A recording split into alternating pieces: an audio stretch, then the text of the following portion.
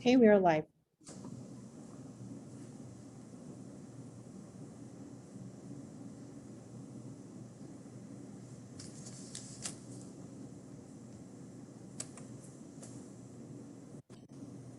I was muted, so sorry about that, everybody that watched me live talking to myself. It's kind of how it's going these days. Everybody that is feeling that, just go ahead and say feeling that in the chat if you're joining us live on YouTube. We are War Cry Podcast. We have our live streaming today from the Yakima Nation and Yakima Valley. This is season 2, episode 5. We have a guest today, and our intent is to learn about missing and murdered Indigenous women and people in the Yakima Valley and Yakimas impacted by violence in urban areas. And we are joined today by a guest that has written numerous articles on this topic. This topic can be very sensitive and triggering, so we just urge you to take care either before, during, or after this live streaming is happening. So again, welcome to this episode of War Cry Podcast. We are an all-native run podcast discussing data, events, stories, issues, and historical connections about Northwest missing and murdered natives.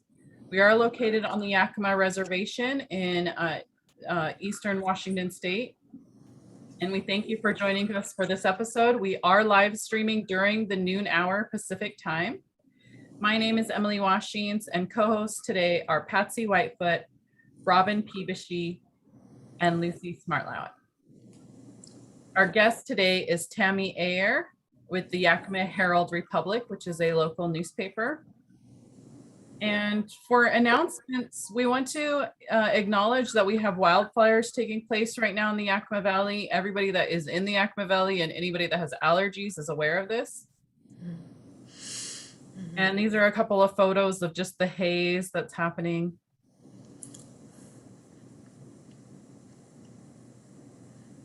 And to everybody that's fighting the fires or having to evacuate, our thoughts are with you at this time.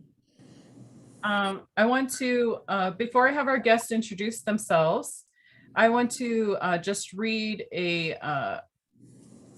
quote from our previous session. You know, we had been on the Operation Lady Justice Northwest listening session last June 2020, and we covered a podcast about that.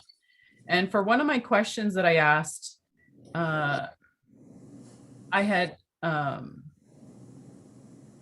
asked, we have one woman from the Yakima Valley that was found in the 1980s, and she hasn't had DNA taken. That technology did not exist at the time. In order to take the DNA now, it'll cost at least $5,000 to exhume her. The Yakima County Sheriff has considered this a priority. However, they have listed cost as a barrier to collect the DNA. Is there a federal process or mechanism to support this process? It will mean justice. Again, this Operation Lady Justice listening session was with the White House, a different presidential administration at that time, and the FBI and Department of Justice. And so this is kind of the topic that we're going to be covering today with our guest, Tammy Ayer, and I'll turn it over to her to introduce herself. Thank you, Emily, and thank you all, ladies, for inviting me to participate today. I'm honored to be here and to talk more about this issue. I've been at the Yakima Herald Republic for a little over 6 years now, and I've reported on this issue for around 3, I think, and it really started, Emily, you were one of the first people that I talked to about this issue, and I have to say, not being from this area, I'm originally from Indiana, when you kind of filled me in on just getting started, I was staggered at this, at the numbers of missing women, missing Native women, the violence. And so it's gone on from there. And really, my coverage at first began with legislative issues that Gina Mossberger had brought forth to try to get a better idea of the data and the numbers of missing Indigenous women we have in Washington State. And from then on, it kind of began with that level, but really my main focus these days, and I kind of felt this way from the beginning, is to tell these women's and these men's stories, I think it's important that their names and their stories be kept out there. They're not just seen as numbers, statistics. People need to know who they were and who they are, and the entire community needs to be concerned about this issue. So. Thank you very much, Tammy. I'm going to turn it over to Robin to ask her first question. Take it away. Hi, Tammy. It's really great to see you. So you did kind of go into a bit about starting and speaking about MMIW and MMIP. Can you just elaborate a bit more, like why that was important to you? And I think I had heard you mention before that you just recognize a deficit of those types of stories and bringing those stories out here in the Yakima Valley. Could you speak a bit to that in your experience? Sure, thank you.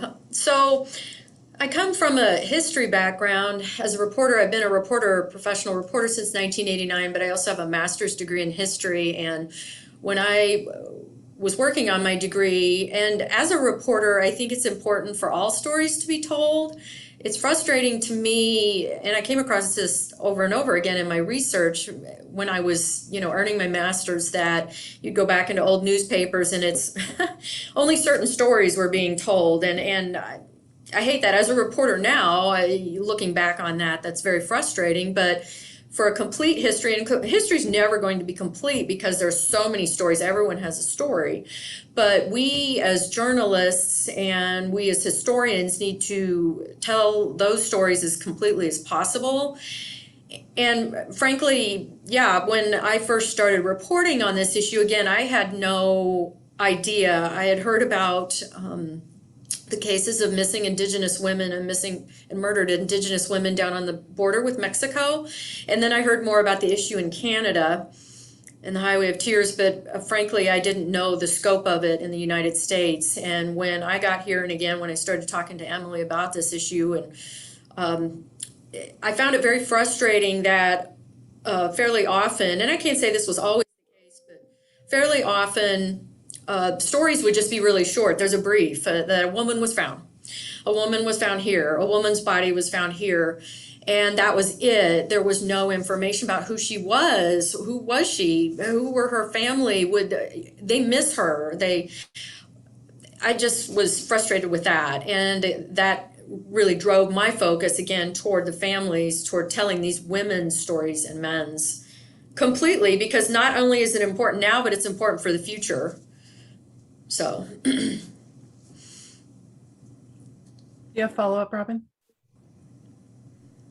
I appreciate you bringing up when we first talked, Tammy. I remember that moment clear as day. I was on a trip actually, and I got a message, and I really remember, I'm a very visual person, but I remember laying there thinking, why is this reporter asking about MMIW?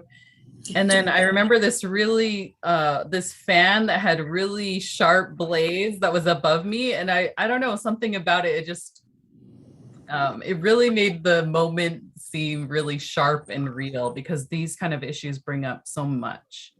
And, a lot of us were taught, these are some things that we whisper. This is a silent epidemic. This is a silent crisis that people aren't attentive to. And I remember, as I always do, I always reference our Yakima Nation Tribal Council and our, we didn't have an MMIW committee at that time. And then I had thought, after I sent that initial message, will these women and their families think they're alone if there's not any Yakima that's going to comment on record? And so I went back to you and I said, if you don't get a response, I will be on record with this. And so I appreciate you bringing that up and kind of even illuminating that for our audience a little bit, the process of speaking up for our women. It can take a lot, and on both sides of it.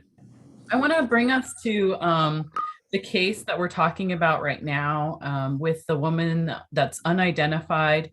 Even though there's DNA technology that exists to help identify her, she remains unidentified. The DNA technology did not exist at that level at that time.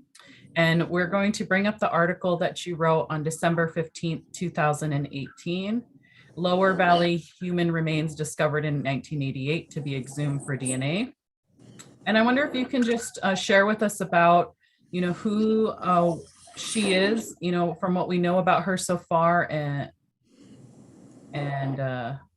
yeah. So who is she, and what do we know about her so far? Sure.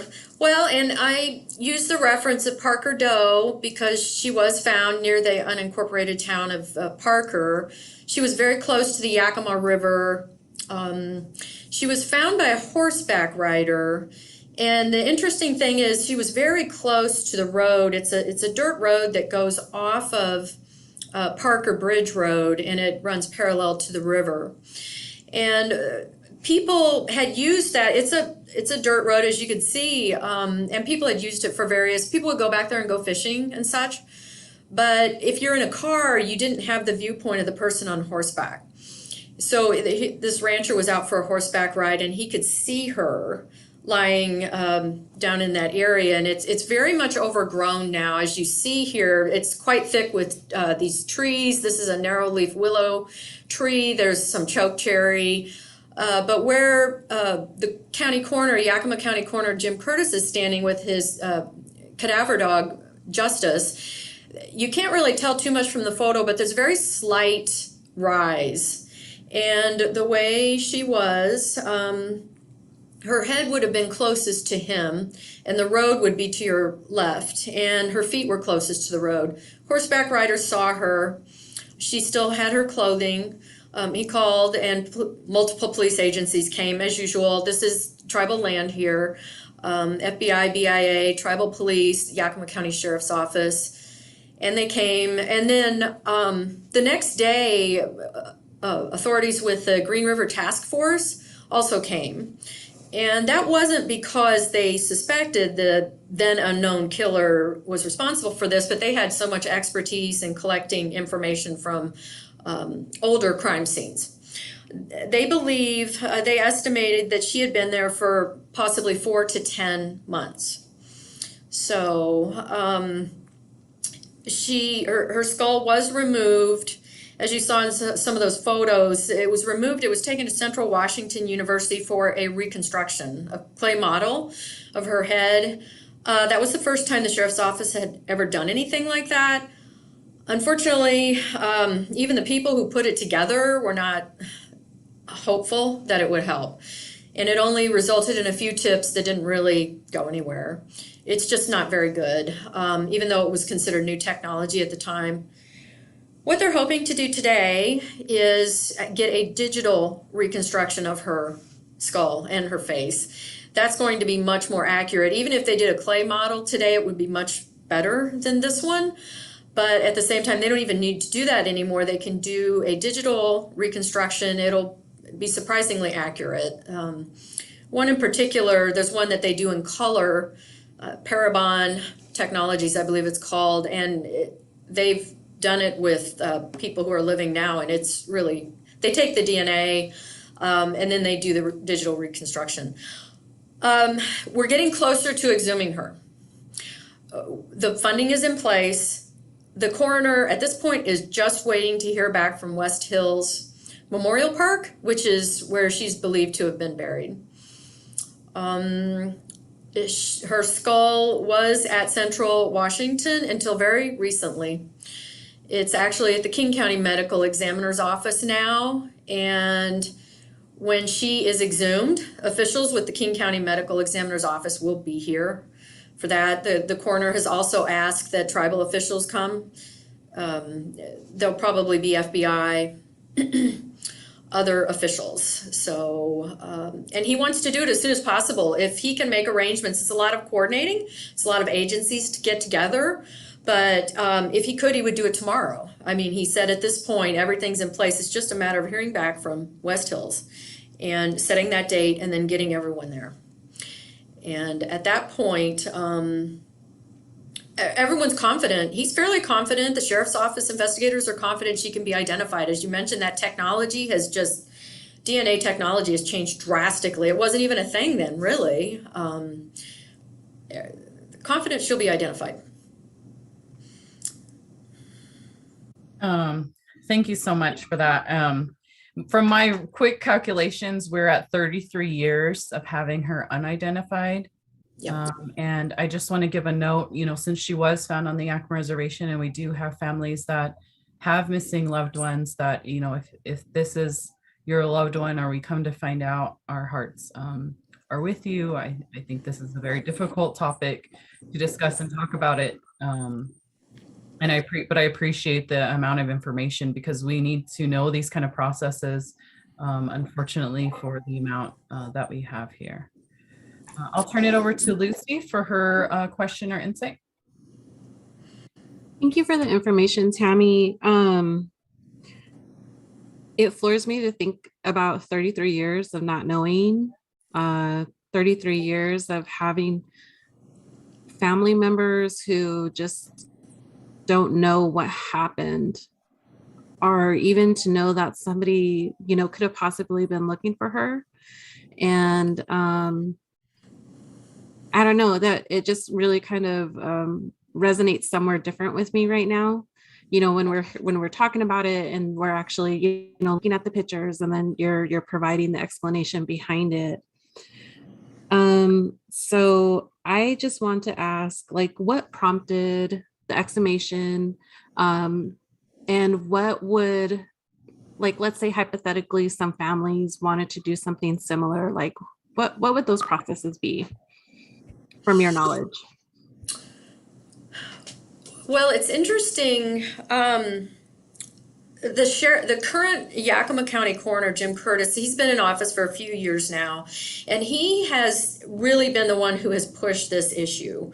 And he feels very strongly, he feels very strongly she needs to be identified and she needs to be returned to her family for a proper burial. And he has really been the one who has pushed this. The sheriff's office has had the case the whole time. That's another issue as to how they came to have the case, but I spoke with the investigator. There's a new investigator on the case. I mean, he's not new to the sheriff's office, but he's new to his position, which is head of detectives. His name's Jason Pepper. The previous person that I spoke with there was, he retired in late January. Yeah. But the whole process of exhumation, it's much more complicated, I guess. I think sometimes people think it would be. First of all, it's quite expensive, and I don't know if private citizens can have this done. I do believe they can, and this is something that you hear a lot about on TV shows and movies and this sort of thing. But frankly, it doesn't really happen that often. I was involved with a story back in Indiana where several exhumations took place, but I did not actually cover it myself. I was not there. I was not present at the time.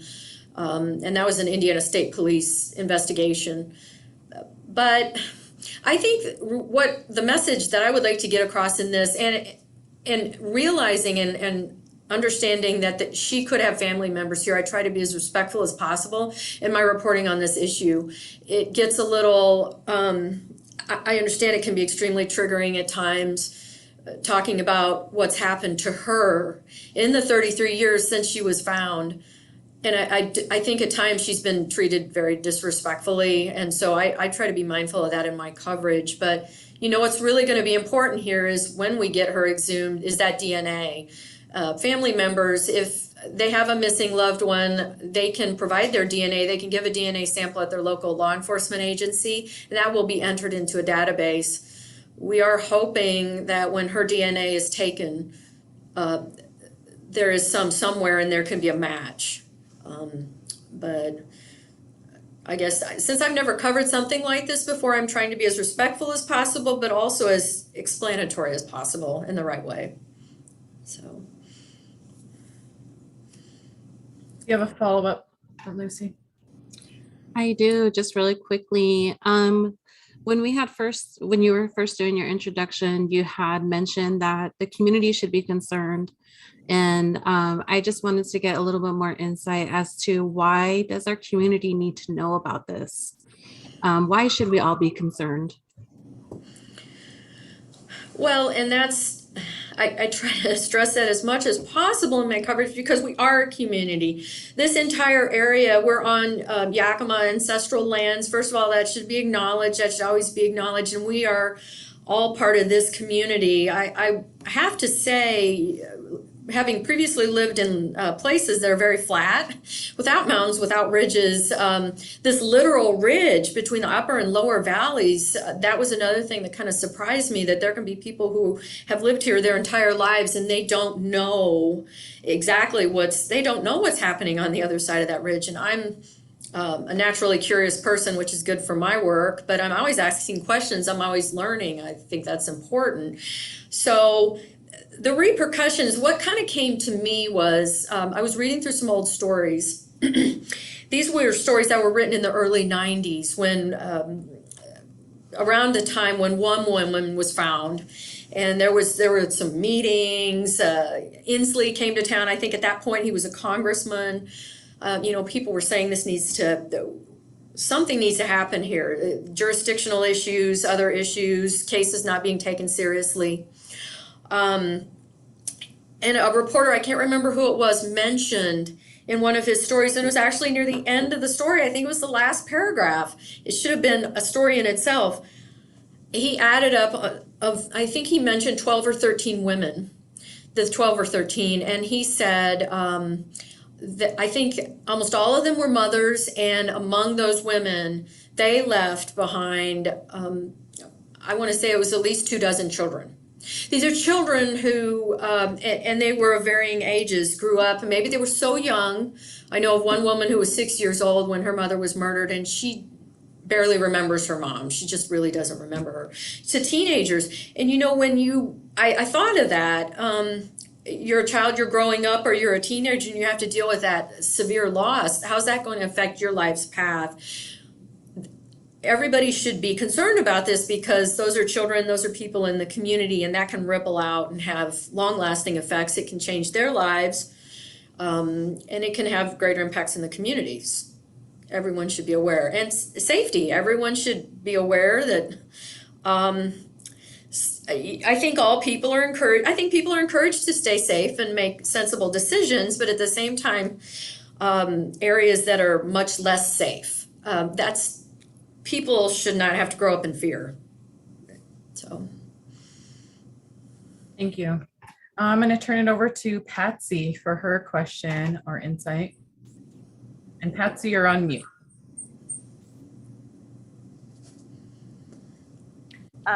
Good morning, and thank you, Tammy, for being with us today. And just naturally, I have a number of questions but also thoughts on just what you're sharing, and we could perhaps talk about it at another time. But it sounds like from what you've shared with us that the role of the children of these missing family members is significant. I'm curious what you see in the valley here, both Upper and Yakima, in terms of partnerships to address violence in our community. What is being done with these partner agencies that exist? To your knowledge, what are you aware of that's going on to address violence? I mean, we have similar situations going on all around the valley. Thank you, Patsy. Yeah, and that's a great question. And the first thing that popped into my head was something that I reported on before the pandemic, which is kind of the way the world is now, isn't it? Pre-pandemic and post-pandemic, but we're still in it. So I met a man, his name's Chevy Cortez, and he was a former gang member who just, he got out, and then after he made it beyond some of his choices in life. He's very successful, but he wanted to give back. And what he's doing is he was getting young men, boys and young men together for weekend basketball games. And that doesn't sound like a lot, but at the same time, he was actually actively asking gang members, younger gang members or potential gang members to get together and just play basketball. And that's stuck in that kind of popped into my head because you hear a lot about organizations, Project Safe, you hear about all these different organizations. Sometimes it gets very bureaucratic. And what's the real ground level work that's happening? How are you helping address this? How are you making others see that we're all people, we're all here together? And his efforts with that, I thought, were amazing. And he would have a few dozen kids there. And he wasn't the only one. There were other adults who were supervising, and it was at a public school area in a gym. But that was the first thing that I thought about. I know that other organizations like the White Swan Community Coalition have been supportive of the skate park and other public areas where young people can get together. But frankly, it's those kind of responses, Patsy, that just popped into my head. My eyes tend to kind of glaze over when organizations form sometimes, because again, I'm skeptical of the real hands-on work. But I could think of other things. I know there are arts groups too that try to get people together, but I do think there needs to be much more interaction again between the upper and lower valleys. And I need to check with Chevy to see if he's still doing that. Okay. Yeah. Yeah. So in your description that you're talking about, it could be very bureaucratic, but it sounds like with the work that's going on with this particular case, that the agencies appear to be trying to come together. And I'm wondering what are some of the learnings that can occur from this, which is very unusual, as you said, but everyone, it sounds like, is going through this process of attempting to work together. Now I'm really wondering. I need to check with him to find out how he's doing. But I just, being a reporter since 1989, and I've seen, again, organizations come and go. People talk a lot. Politicians can talk a lot. People can start groups. But frankly, I think what people need to learn is you need to bring together the people that you're trying to help. It just seems odd to me that some of these groups are a lot of people talking around a table, and they're leaders in the community, and it's important that they get together, but it needs to be more than just meetings. I do also think that maybe some of these events could be bigger public events where information can be provided. I remember I was down at Granger at the radio station for something. It's been a few months ago, and I was surprised there were all these tents, and there was it was like a community market, but it was something they do on a regular basis there at the radio station, and I'd heard nothing about it. And I almost wish that that could be a thing, not just tied to a community market, but maybe its own little get together. I'm not an expert on this by far, but it seems to me the real success, the breakthroughs happen when the people who are supposed to be impacted by all these meetings and leadership actually get together and get to know each other, I guess. Again, as community members, we're all here, so. Well, thank you. Further conversations about this as well. Thank you. Thank you, Patsy. Yeah, I want to pivot back real quickly to the article and something that was brought up, and I'm going to ask that Robin actually bring this question up. Go ahead, Robin, you're on mute. Hi, thanks.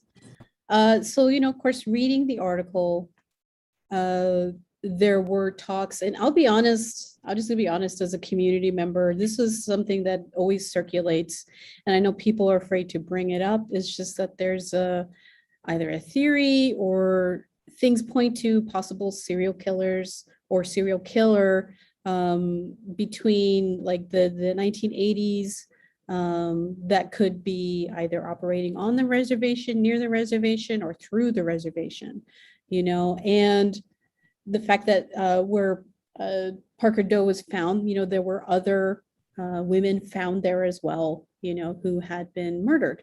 And side thing here is also mentioned is how the Golden State Killer was found, and through DNA tests. So despite all of these years since the 80s, since he had been operating, finding him and his identity out had to be through DNA testing. But I also want to speak to a little bit how reluctant Native people are in terms of just giving out their DNA in general. There's also been studies about how Native people also don't like to donate organs. A lot of it is religious based, cultural based, as well as just, I mean, just speaking as a Native person, it's like Native bodies have been so violated over the years. It's like, we don't want to do that anymore. But I don't know if you could either speak to the article you had written about Parker Doe and possible like serial killer and maybe a location or things like that, or even about DNA and things like that.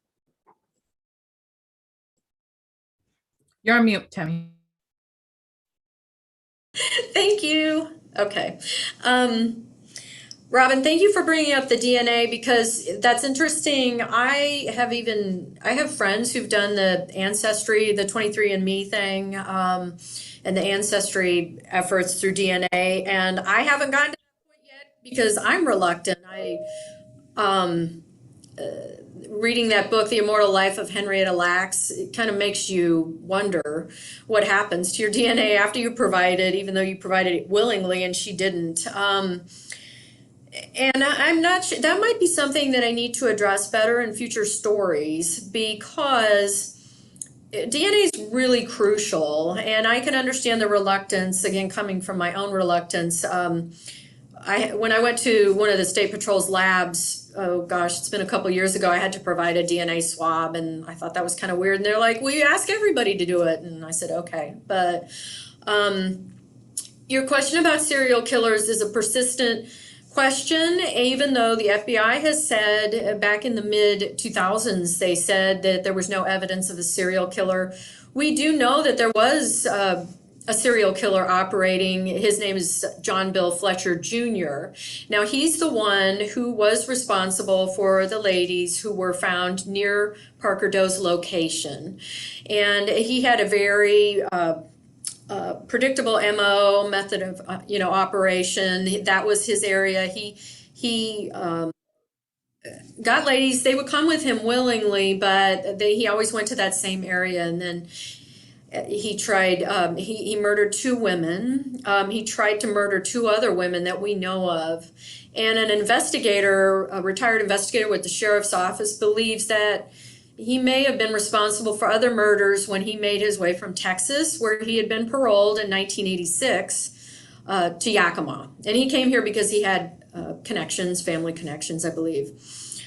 And that investigator, Rod Shaw, has said that he thinks Mr. Fletcher might have been. He's a suspect in Parker Doe's case, let's say. But there are, and Emily and I have talked about this before, there are several other cases that have striking similarities, and several women were strangled, and they were discovered in remote locations. We have heard at different times that, and different law enforcement has said this, that they thought an older man was preying on vulnerable women in the lower valley. He would be in places where they might be. I've heard different things about ladies' pool tournaments at different taverns and such, and that he would know that he could go there and prey on, there would be women who were vulnerable. So again, that's still, the FBI did say when they released the results of a big investigation they had back in the early 2008, I believe. It was a 2-year investigation. They said that they had developed potential suspects in, I believe, 3 of the cases. But for lack of evidence, they did not follow through on making an arrest. We do know that sometimes people have been found in remote locations and there's not sufficient evidence to meet federal prosecution standards, I guess, or police standards. But I'm no investigator, but hearing the similarities in some of these cases really makes you wonder. So. When you're talking about cases, I I want to acknowledge that the Yakima Herald Republic is one of the only local newspapers that I'm aware of that actually publishes and updates an ongoing list of missing tribal members, missing women, as well as cases, unsolved cases, homicide cases, and cases in progress and solved cases. And I wonder if we can have you go through this vanish list, and then I'll check in with my co-hosts to see if they have any other insights after you, and if we have anybody from our live audience that has any questions or insights as well. Sure. So, and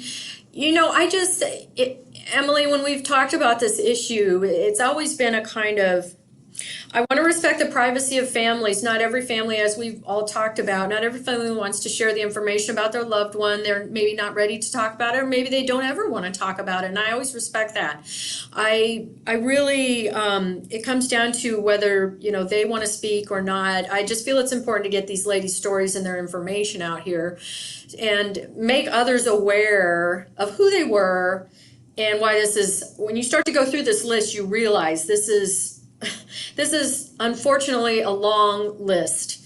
And so when I started on this issue again, after we had started talking about it, after you had started telling me more about it, I started pulling some records from archives, and that's how I started building this list. And I didn't really think much about it. I thought, well, if I'm going to be reporting on this issue, we should know who some of these ladies were. And so I started building it that way. And then I have, so we thought it was important to delineate, some women are missing, some have, they have been determined as homicides.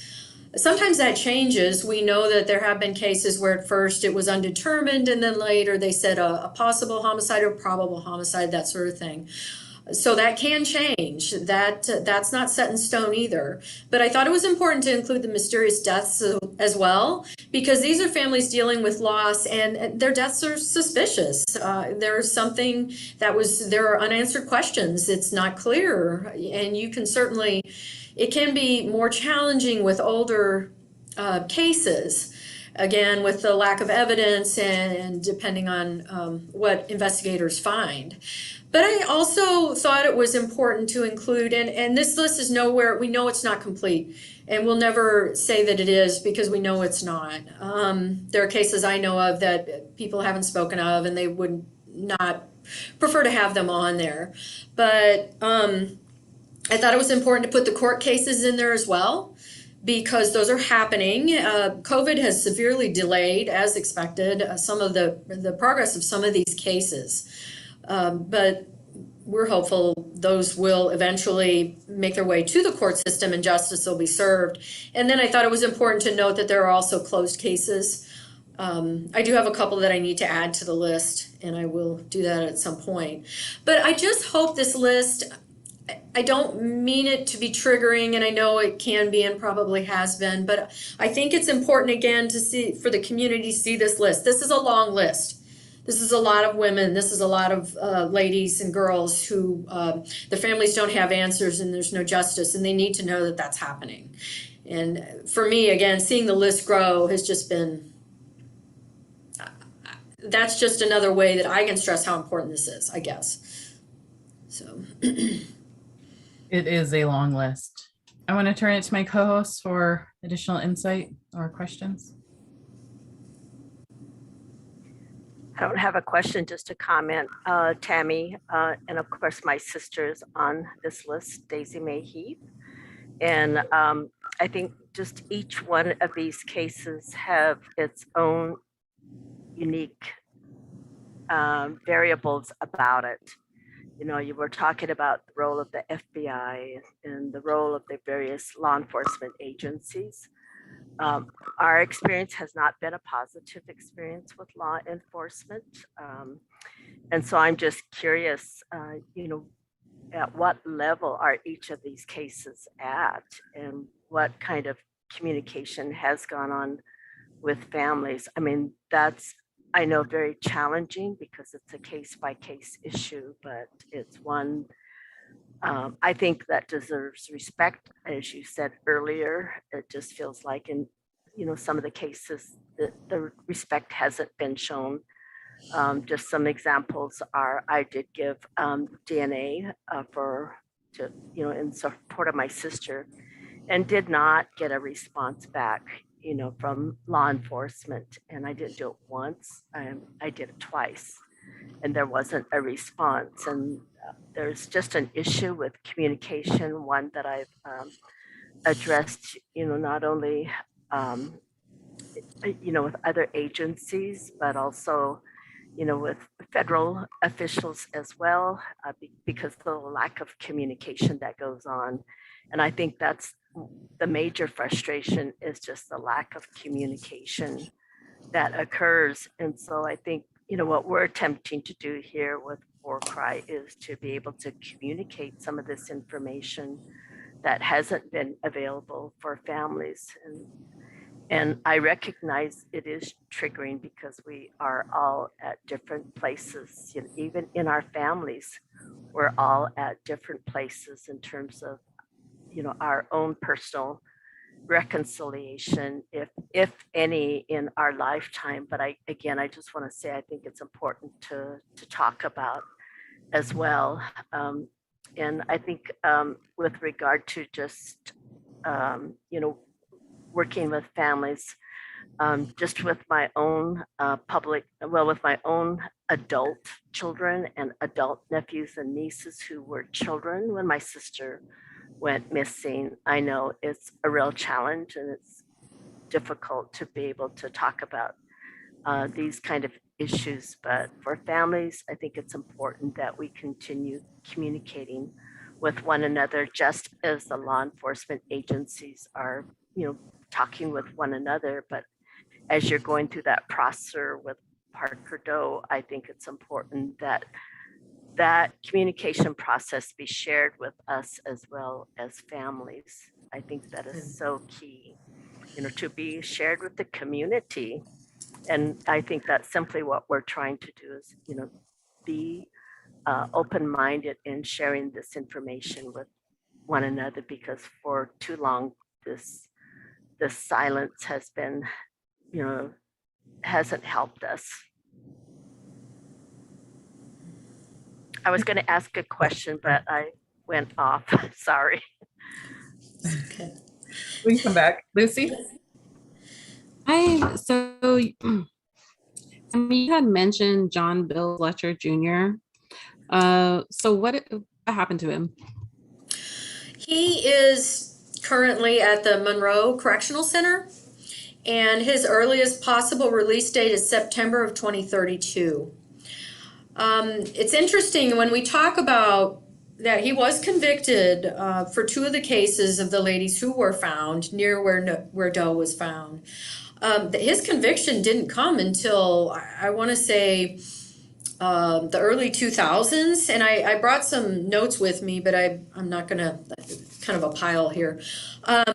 What had happened was those ladies had been found, but their killer remained unknown for some time. He actually went to prison in early 1989 for rape and attempted murder, I believe. I would need to double check those charges for one of the ladies that he took there and tried to kill. So he was in the correctional system. He had provided DNA.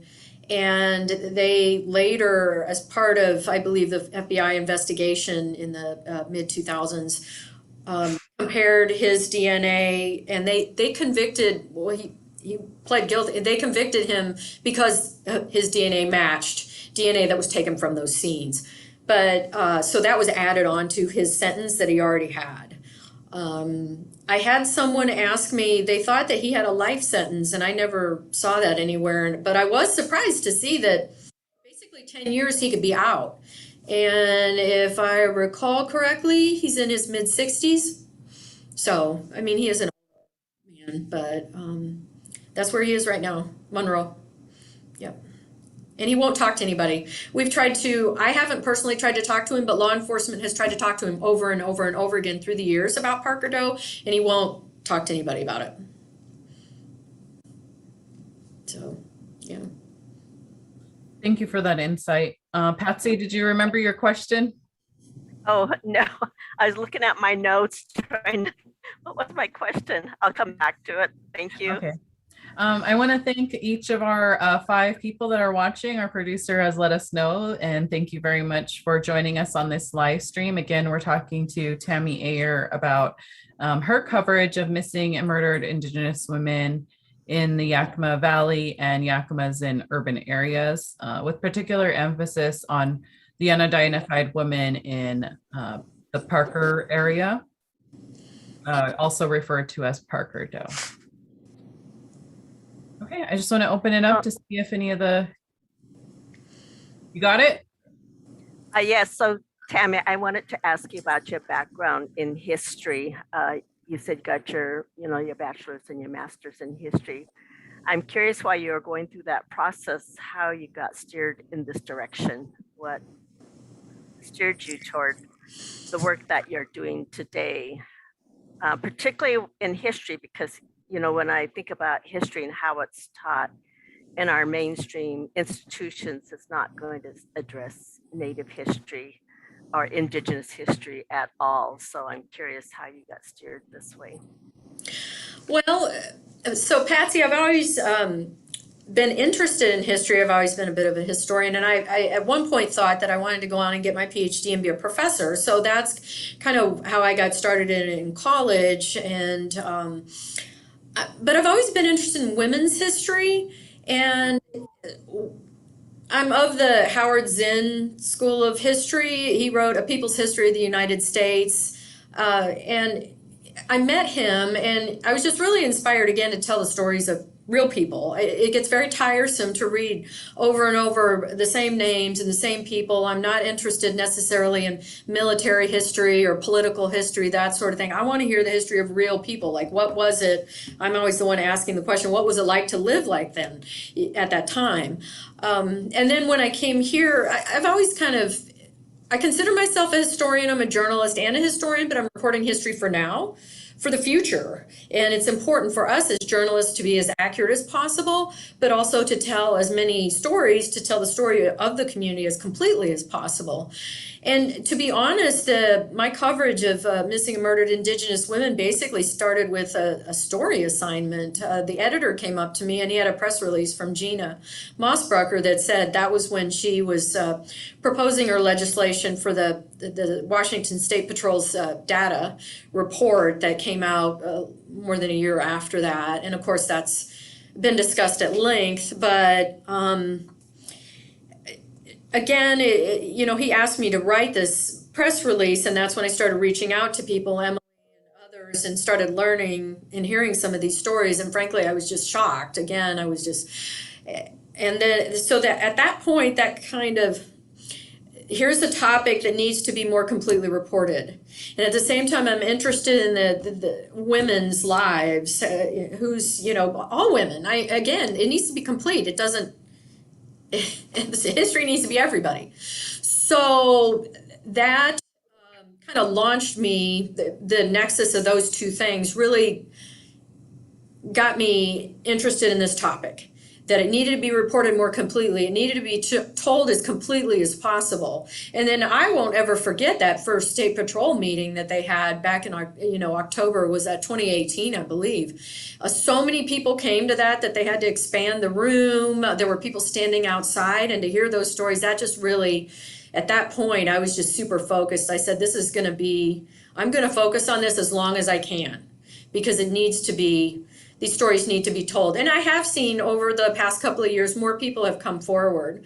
But yeah, you're pulling up this original story, and that historical background there, it's not just the last 50 years. It's not just the last 60 years. This has been going on for centuries, and that needs to be told too. We also do need to report on older. I personally know of an older case. I haven't gotten it documented yet. It might have been in the 1940s or 50s, where a man was suspected of killing his wife and daughter, and they were Indigenous. So there's so many more threads out there. And I told people I could write about this topic full time. I can't do that because we're trying to cover the community as completely as possible. COVID has affected that, all kinds of things. And I do write about other issues, but I try to write about this as much as I can because there are many more stories to tell. Right, right. Well, thank you very much. I appreciate that. I was just curious where that spark came from. But and appreciate it though, and thank you for being, doing this important work and doing it in a respectful way. Thank you.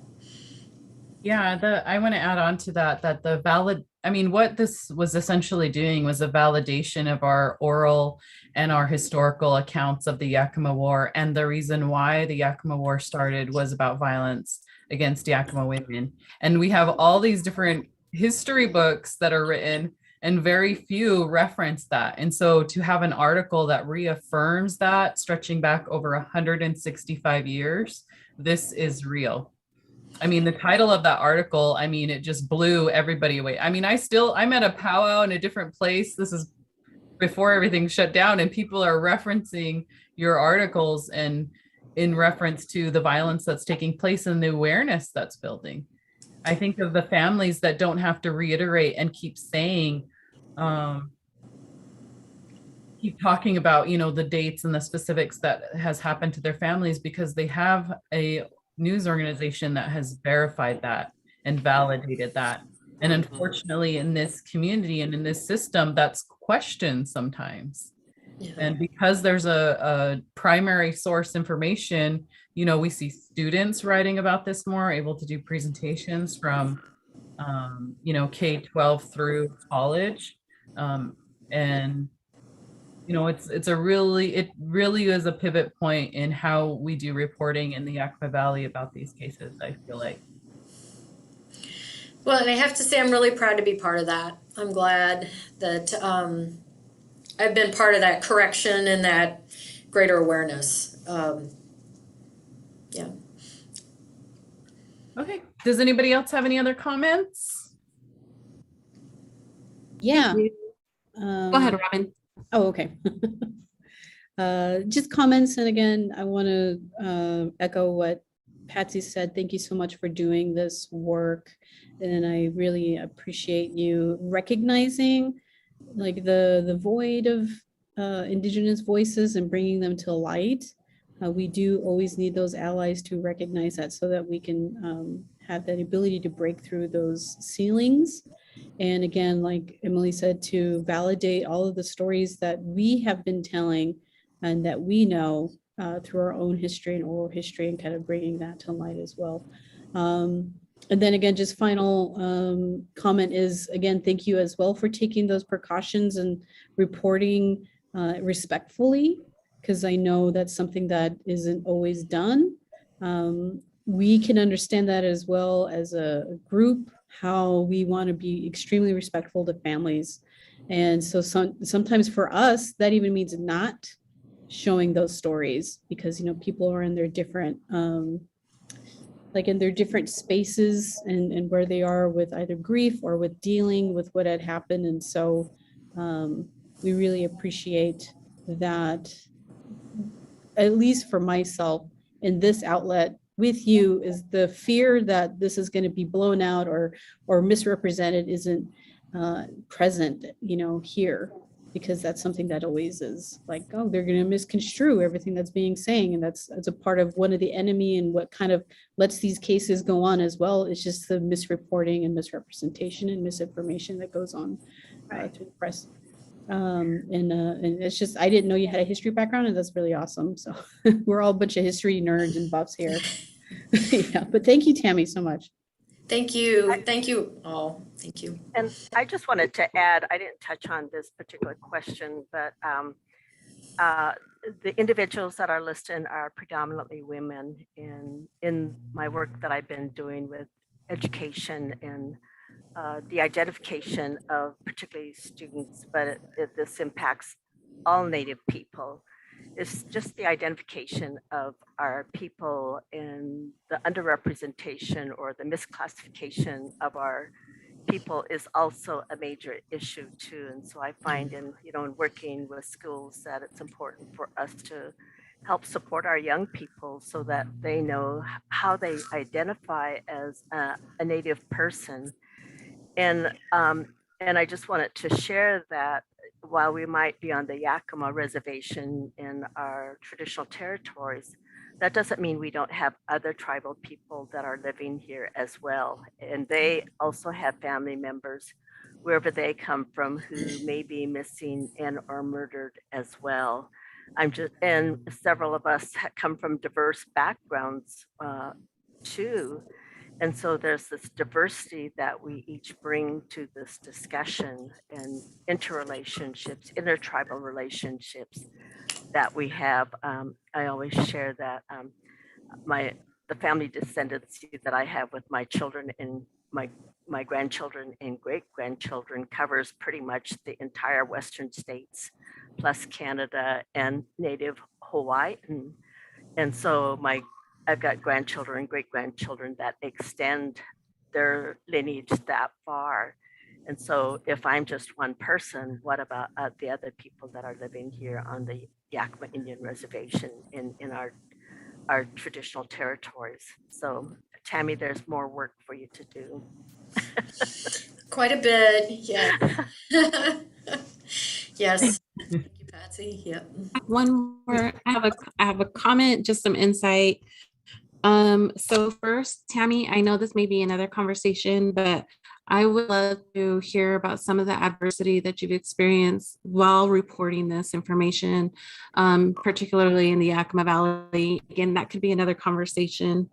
And like Patsy had tasked you, I'm going to also task you and us, another piece of really expanding our list to our missing and murdered Indigenous men, and also to our, Two-Spirit and LGBTQ community, because at times I feel, we're totally underrepresented, and now we kind of have this platform and it's like, oh, we have traction.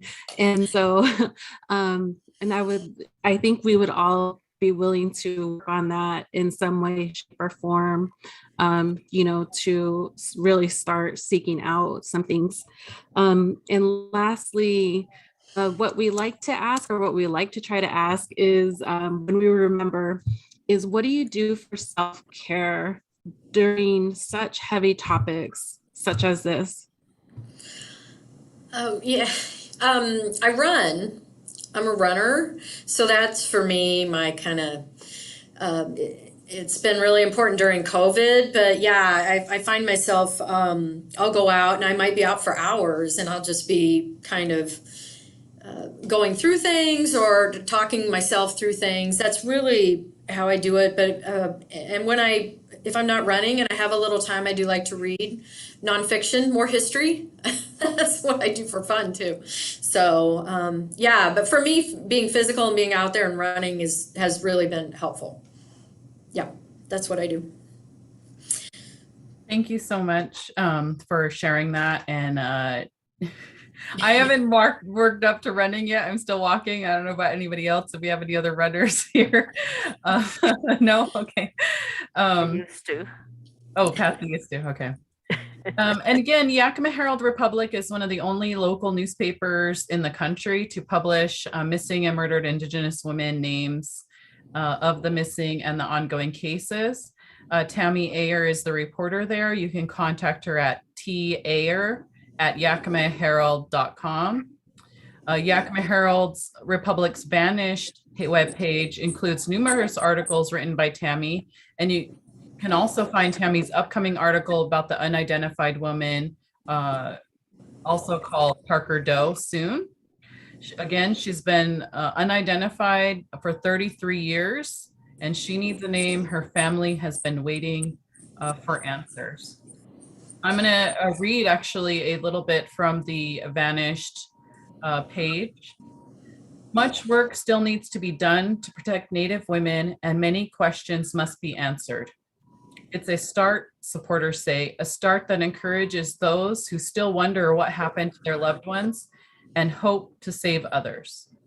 They are missing and murdered Native women and girls, mothers, grandmothers, daughters, and sisters, aunties, friends. They have names, they have stories, and they are no longer invisible. And we are an Indigenous-led podcast Surviving under the duress of colonization and intergenerational trauma towards self-determination. I'm Emily Washings, and thank you to the War Cry co-hosts, Robin, Lucy, and Patsy. And thank you again to our guest, Tammy Ayer. For our credits, we have support from Native Women in Action. This episode is edited and produced by Robin Kibashi. Logo and shirts by John Olney Schellenberger with Native Anthro. Some shirts by Nicole Pibashi, and music by Lee Sikakwaktiwa. Again, you can stream our podcast at all available streaming platforms and YouTube. Leave us a comment and let us know where you're